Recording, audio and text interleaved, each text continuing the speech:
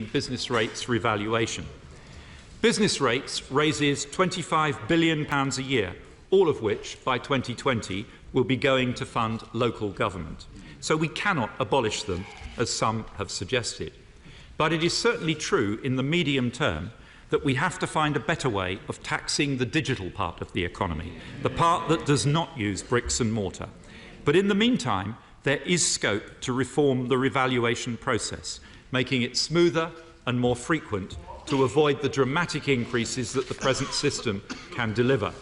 We will set out our preferred approach in due course and will consult on it before the next revaluation is due.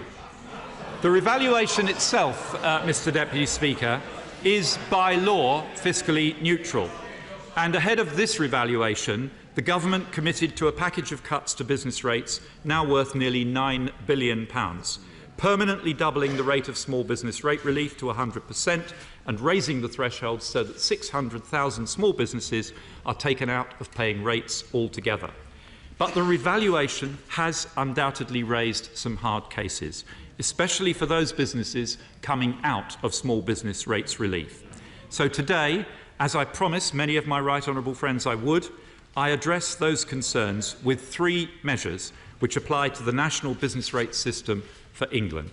First, any business coming out of small business rate relief will benefit from an additional cap.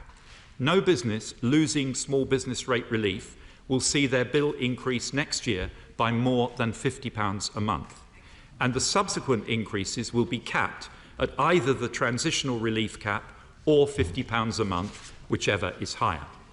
Second, recognising the valuable role that local pubs play in our communities, I will provide a £1,000 discount on business rates bills in 2017 for all pubs with a rateable value of less than £100,000. That's 90% of all pubs in England.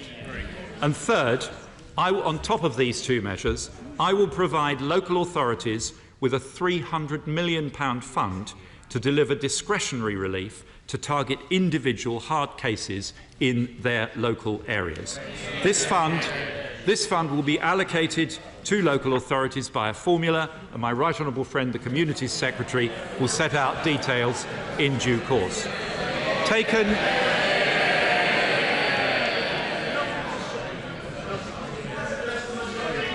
together, Mr. Deputy Speaker, this is a further £435 million cut in business rates, targeted at those small businesses facing the biggest increases, protecting our pubs and giving local authorities the resource to respond flexibly to local circumstances.